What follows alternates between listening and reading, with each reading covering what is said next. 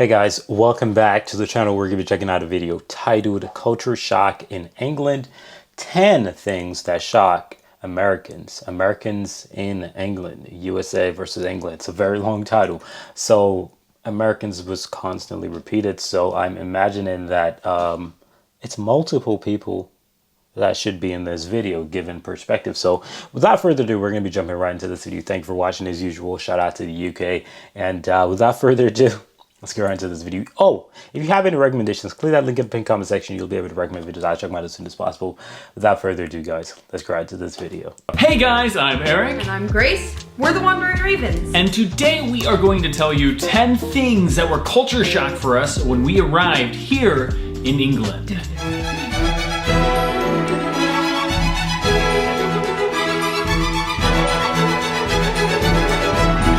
The first thing that shocked us when we arrived in England was just how many foreigners there are in London. We'd always heard that London was multicultural, but just the extent of foreigners that were there was really shocking to us. And not in a bad way. It was just surprising because when we were coming to England, we're like, oh, there's probably gonna be a lot of English people and we'll be hearing lots of English. But when we were in public, about 90% of the languages we were hearing around us were foreign languages and not English. Pretty much everywhere was represented in London, so that was really cool. And to just hear all of the different languages, because we feel like, I mean, Seattle's pretty multicultural. Seattle, come on now. Multicultural. I don't know if I would want to say London has multiple cultures in terms of what they experience. I don't know I would want to say that because they're gonna compare it to Seattle right now. Literally just heard that. I don't know that's what I would say, because a tourist area, an area that has a lot of tourists, ironically should not be considered multicultural because most of these people don't live there. They're tourists, just like New York. When you go to New York, you will know who is from New York or who is not from New York, whether they speak English or not, whether they have different cultures or not. In fact, New York is multicultural. New York is a place that is multicultural. So I don't know. I would say that about London. You know, I don't know.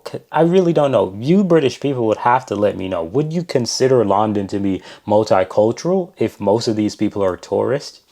As well, but not to the extent of London. Like, No way. Just all of the languages and everyone speaking different languages in like the restaurants. We'd be sitting at our table and each table was speaking a different language. This happened every time we went on pretty a much date, every basically. time. There'd be like, Because they're tourists. this table of Koreans. We could always hear them because Korea! we understand a tiny bit of Korean. So we were like, We lived in Korea for 2 years, for those so of you we're who like, don't know. the Koreans, French people, Eastern European people, just everywhere. Number two! Number 2, the subways are really small. It was actually shocking because our experience with subways is in Korea and Japan, and these subways are very wide. There's lots of standing room. They're also very tall, but the tube, as it's called in London, actually looks kind of like a tube. Yeah, it made sense. It's like not tall, or at least the ones that we rode on were not tall, like all the way across on the ceiling, but it's kind of like a box curved or whatever. Yeah. You know, it's kind of like curved. Maybe not all of them are that way, but the ones that we rode on were that way. So that was interesting. It was just surprising. And It seems ergonomical to me, the tube. It seems ergonomical to me because what's the point of having like a box shape, you know, when you can actually save material and just curve it like that? Because in reality, the curve is for people who are sitting. So, you know, you don't need that much height on it. So I think it's perfectly fine. shocking how small the tube was, at least the tubes that we rode. Speaking of tubes, that brings us to number 3.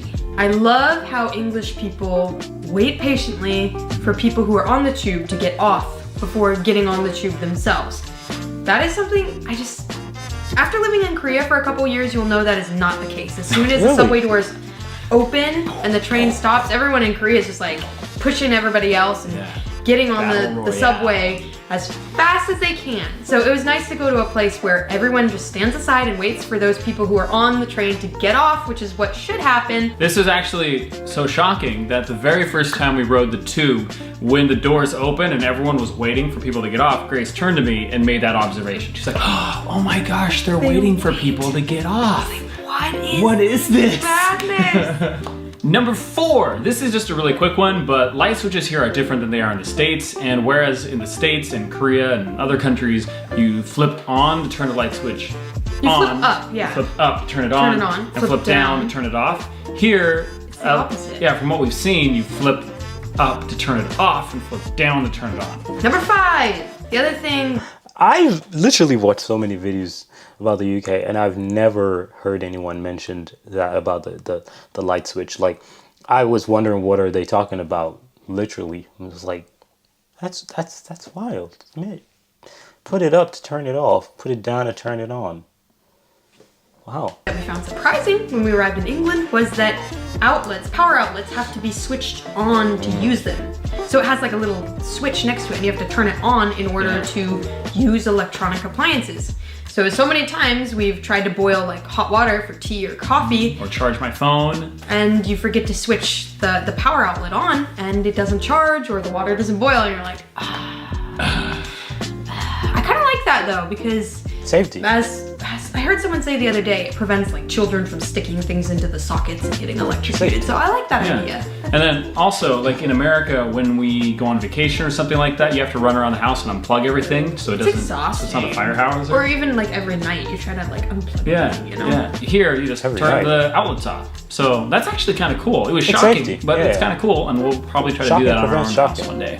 Yeah, I like that. Number 6, something else that has been a little shocking for us is that tipping here is a bit different than back in the States. Whereas in the States, when you go to a restaurant, any receipt that you get is going to have a tip line where you write the tip. Here at restaurants, they don't have that. And most cafes don't even have a tip jar. And so it's been really confusing for us to figure out what we do for tipping.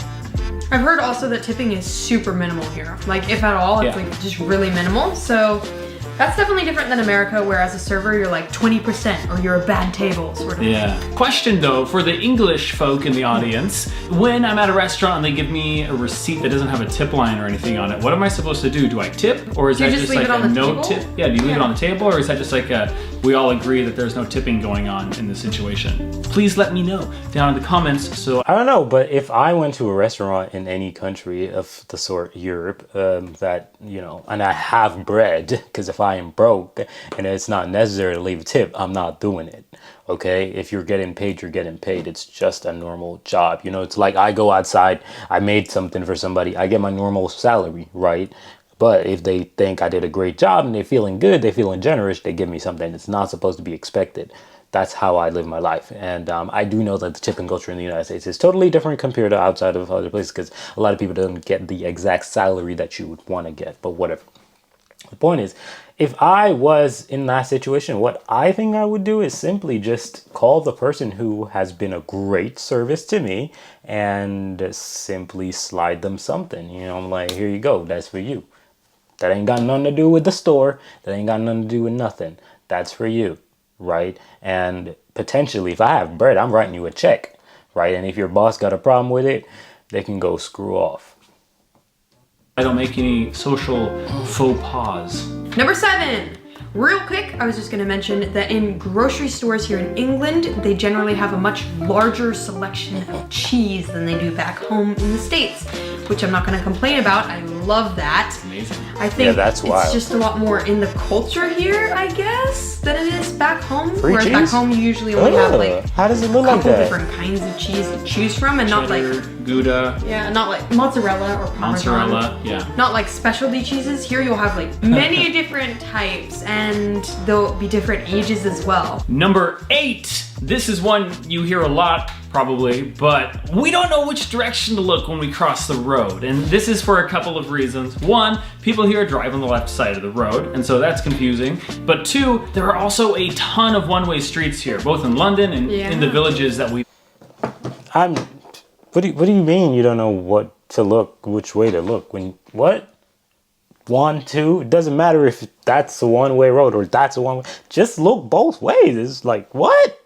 No, I'm sorry, but this is actually dumb what he just said. I'm sorry, big dog. been in and towns. Lots of one-way streets that aren't obvious one-way streets. And so when we cross, it is so confusing to know Which way to look? which way to look. But And when so- you cross, naturally you look both ways, so it doesn't matter, right? Because I don't know. I would look, you know, because it's a one-way street. I'm gonna just look where the vehicles are coming from. I'm going to look both ways because I want to stay safe. I don't know if it's just me being an extremely cautious person, but I don't know. I'm going to just look boom, boom, boom, boom until I'm across the street, because I don't be trusting nobody. Like bikers can hit you. People walking can hit you. Like, the heck no. Dangerous, actually. Yeah, yeah. You know, like, I am in fear of being struck by an automobile. That sounded ridiculous. That was but, it. Yeah. We're working on our English accent. That wasn't an English accent. That was just me. Sounding like an English person. In London, though, there is a nice, I think it's so polite and courteous how they put on the ground, like, look this way. Yeah. It's so funny. Before crossing the street, there's like paint on the sidewalk that says, look left or What? look right. A Ferrari? Holy shit. Look this Hold way. on. Yeah. It's so funny. Before crossing the street, there's London moving different. Dude, that's a Ferrari. What the hell? Holy. I'm sorry, guys, but I'm a car guy and... Mamma mia. Oh, Lord. Good Lord. They got a double deck. The bus. Oh, God. And then you got the Ferrari. Oh, for so. No, that's crazy. Dude, what? Man, okay. That shorty got bread. like paint on the sidewalk that says, look left or look right Yeah, or that's- look that's both wild. ways. And so Yeah. I thought that was kind of cool. I was like, oh, That was really good. these English folk have our back. Yeah, they know Maybe. we're stupid. Number 9. This is more of a question, but it was also a very big culture shock. Hmm. Why are there 2 separate spigots for hot and cold water? So this is actually a like, thing. somebody please explain. I don't understand this. Like, do you want to wash your hands in freezing cold water, not kill any of the germs? I don't know if that's correct, but whatever, that's what I think. Or do you want to scald yourself so that you can't even feel and then you have to be fed by your husband for the next few days? Like, Yeah. choose. It was very confusing, and this is not just something we've seen in homes, but we've seen it in museums, in churches, in cafes, and It's like restaurants. everywhere in the restroom. Yeah. It's 2 separate. 2 separate spigots, and you get scalding hot water, or you get freezing Ice. cold water. And so, like, what I was doing, I know this You is just stand up and ridiculous, go but and yeah, throw I was them just together. like throwing them together and like,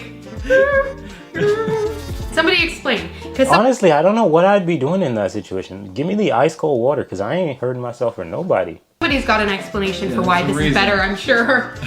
Explain it to us. It's not. Number 10, it was shocking to us how much people jaywalk here. We had been warned by friends that, hey, just so you know, in London, it's okay to jaywalk.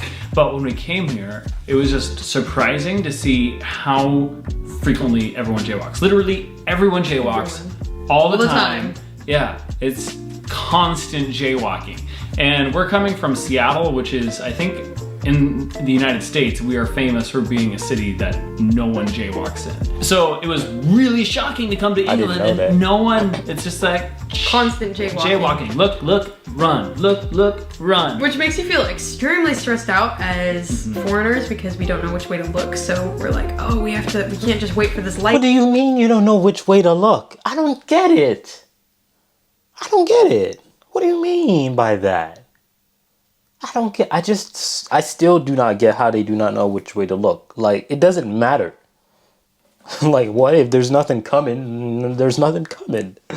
Anyways, this jaywalking situation is a very interesting one because here in Finland, I've been shocked about it, and many times I've actually gotten upset that I see people jaywalking. But then again, I think to myself, and I'm like, oh wait, this is not America. What if it's okay to jaywalk here? And I don't know. I see it so often, but I think jaywalking at the same time is stupid in some aspects, you know, where I've seen it, because I've seen like people literally, the crosswalk is right here and they're jaywalking right in front of it, and I'm like, the crosswalk is right there though. Why wouldn't you just come down to the crosswalk? Instead, you're standing up there. Do you know that if a car hits you right there, you have no rights? You know that if a car hits you on a crosswalk, you have all the rights, right? Like, what are you doing? Right? But I guess I'm just a nice human sometimes. I don't know. Which is gonna last forever. We should jaywalk, but then we don't know which direction the cars are coming from. So if we jaywalk, we might die. So it's kind of like. And then you know who the foreigners are because they're the ones They're that the are dead waiting ones. for the light. Oh. For Wow. that. Thank you guys so much for watching. We hope you enjoyed. Pretty solid video. Still don't understand this whole nonsense about walking and not knowing where to go. It makes absolutely no sense. No disrespect. I'm just being honest.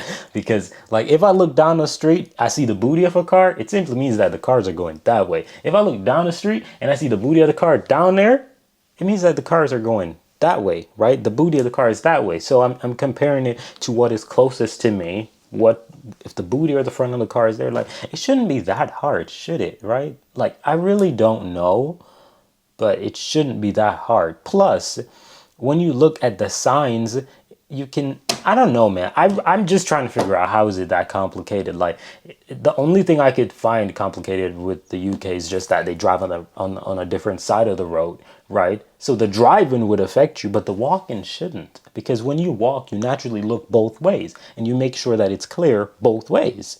So I don't know. I really don't get it, but y'all can explain in the comment section down below. Thank you for watching. I'm out of here. Peace.